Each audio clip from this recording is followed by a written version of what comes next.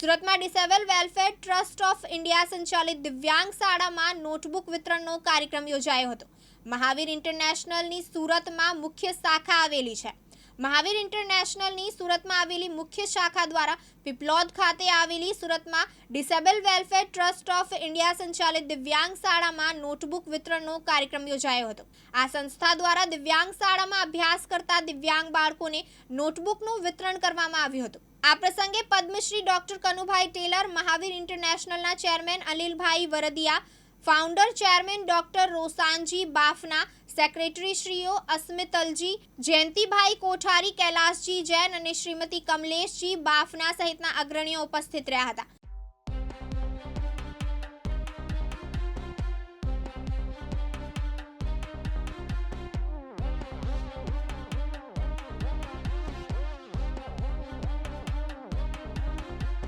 Mayur Tailor, Divyang news, Surat.